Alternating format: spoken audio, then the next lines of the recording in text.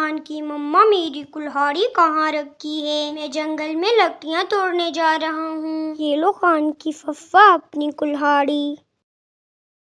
یہ لو اپنی کلہاڑی اور شام کو گھر جلدی آنا اور اپنا خیال رکھنا۔ ٹھیک ہے خان کی مما، پھر میں جا رہا ہوں۔ اور پھر خان کے پپا جنگل میں لکڑیاں توڑنے جاتا ہے۔ جاتے جاتے اس کو کالا کوا ملتا ہے۔ وہ اس کے پاس جاتا ہے۔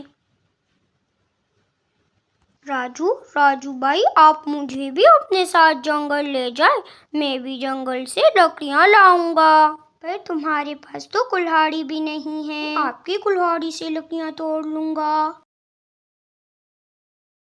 اور پھر وہ دونوں جنگل میں جاتے ہیں لکڑیاں توڑنے کے لیے، جہاں کالا کوا پیڑ کے نیچے بیٹھ کر سو رہا ہوتا ہے اور راجو وہاں پر لکڑیاں توڑ کر ایک سائیڈ پر جمع کرتا ہے۔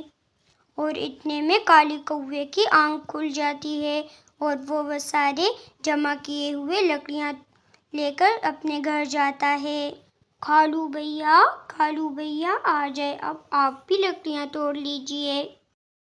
ارے کالو بھیا تو میری لکڑیاں چرا کر لے گیا، اب مجھے دوبارہ سے لکڑیاں توڑنا پڑے گا۔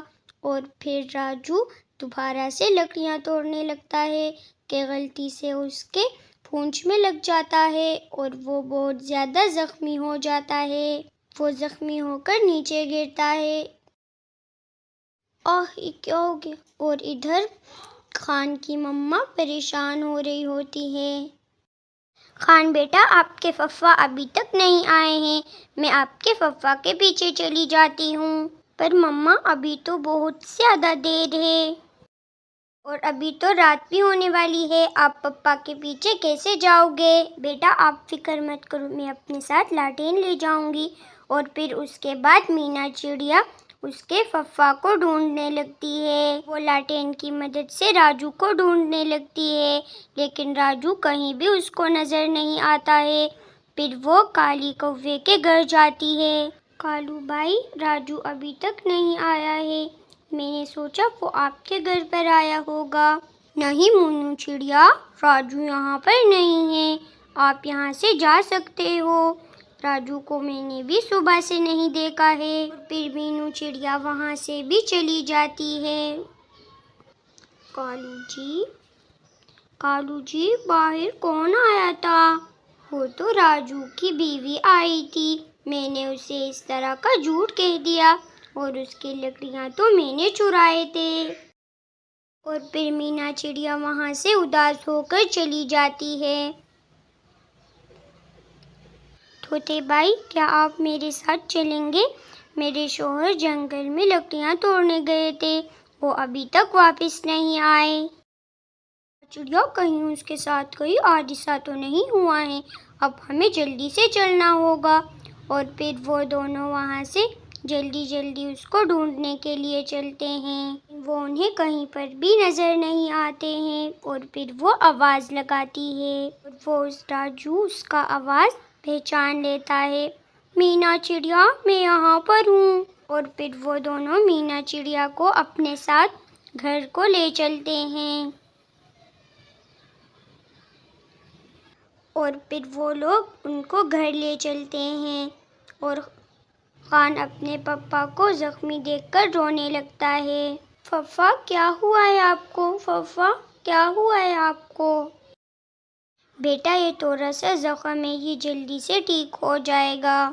طوطے بھیا، آپ کا بہت شکریہ، آپ ہمارے بہت سخت وقت میں کام آئے ہیں۔ مینا چڑیا، میں آپ لوگوں کا پڑوسی ہوں، پڑوسن ایک دوسرے کے کام آتے ہیں۔ اور پھر وہاں سے طوطا بھی چلا جاتا ہے۔ اور پھر مینا چڑیا اس کے پر پٹی لگاتی ہے۔ اب گھر کا گزارا کیسے چلے گا؟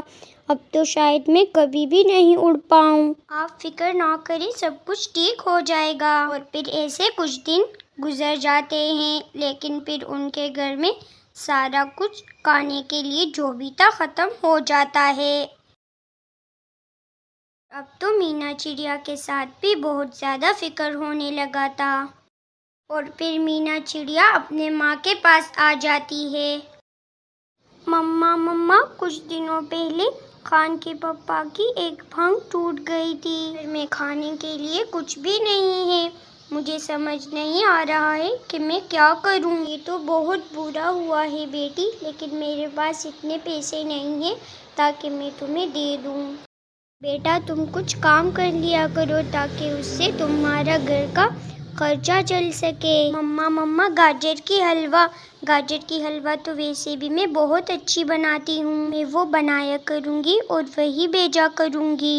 ہاں بیٹا، ایسے ٹھنڈے موسم میں تو وہ ضرور بکے گی۔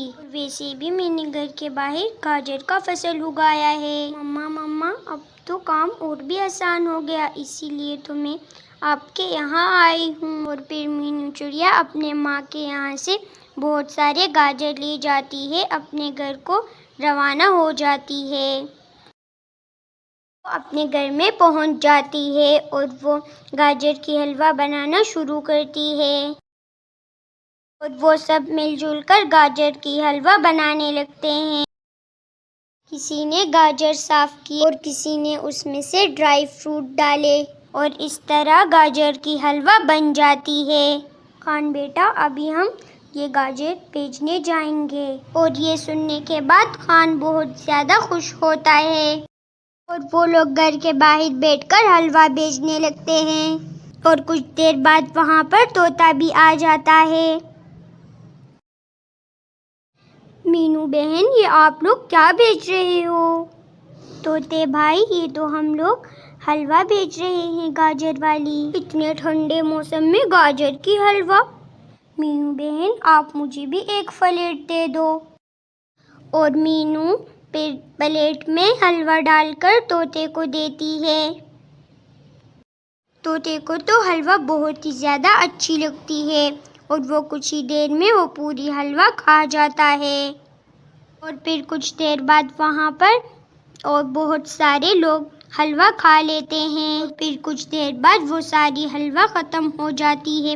مینا چڑیا کو اس سے بہت زیادہ فائدہ ہوتا ہے، اور پھر وہ خان کو ایک مال میں لے آتی ہے، اور وہ اس کے لیے وہاں پر بہت اچھے اچھے کپڑے خریدتی ہے۔ اور پھر وہ لوگ اپنے گھر کو چلے جاتے ہیں۔ اور پھر کچھ دنوں کے بعد خان کے پپا کی پنکھ بھی ٹھیک ہو جاتی ہے۔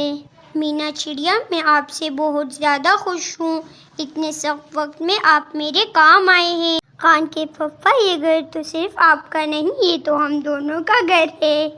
اور پھر وہ سب آپس میں باتیں کرتے ہیں، اور اس طرح وہ لوگ پوری زندگی ہنسی خوشی سے بتاتے ہیں۔